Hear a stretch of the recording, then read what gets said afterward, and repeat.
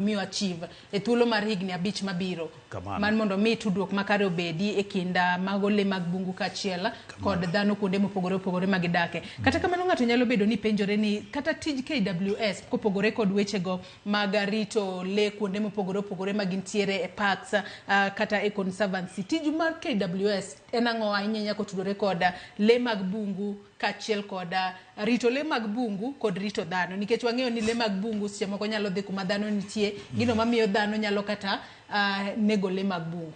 Tijwa en mono ni mondo wa make sure ni le mantiere piny kae obedo safe. Waket sheria magi nyalo bedo safe. Wa make sure ni jopiny nyalo yudo ohala nade. Wa make sure ni seche mwa sekiwa legi watimo gi kiwan koso watimo gi oganda bi modak machiegni gi parks gi.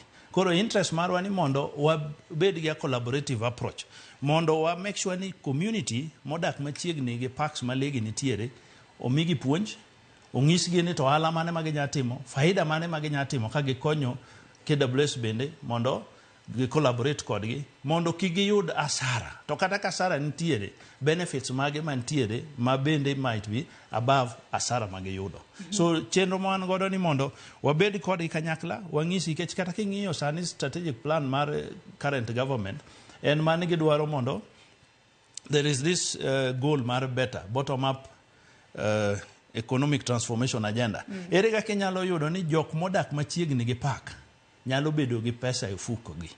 Nitiere tije mang'eny mage nyalo timo. Tije kaka mage. Nitiere tije ma kaka koro ka wan gi tich kaka an example ni park kaka ma Ruma.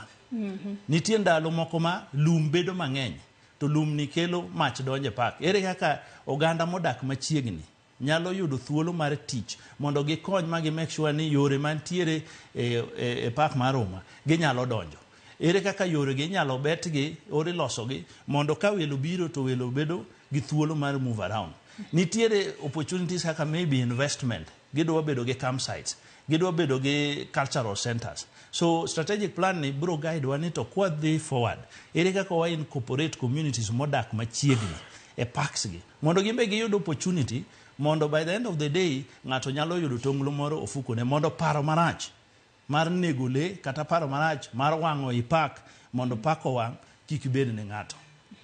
So strategic plan ni emomiyo wabedo goni to ere kaka wanya improve on gik mwasebedo kaka watimoga kaka KWS mondo bang' higni 5 wabet piny to wa evaluate ni to scale ma nyocho wachako goni wachopo kani bo wa perform koso kwa perform ang'o monego watim mondo wa improve on. So mane target ma wan godo out of strategic plan ma nyocho wa launch on Monday. To my strategic plan mokwongo ma launch kaka KWS kose ne nitiere moro ma usebedo ka utiyo godo, to kapo ni nitiere moro ma usebedo ka utiyo godo, ere kaka usebedo ka otiyo yo makare mar mondo mi dhano bende ong'e ni ginyalo benefit ahinya nyaka wuok kuom le mag bungu. Ma ok strategic plan ma wasebedo kwa tiyo godo. Wasebedo gi series of strategic plan nyaka KWS no bedo established, wasebedo gi series of strategic plan. To strategic plan inyalo bedo gi a long term plan or a medium term plan. Masani koro nywa launch ni is a review of strategic plan mane wan godo mar higni 5 mokadho. Koro mano wachako manyien ni nywa time mopogore nikech we no make sure ni all the interests of all stakeholders obedo taken care of. Ma wa improve on mane wan godo to be chake wa lose mopogore. Wa mi opportunity ni key partners, key stakeholders no bedo involved in the entire stakeholders go gin jomage. First of all in community. Community modak machiegni park. Then their development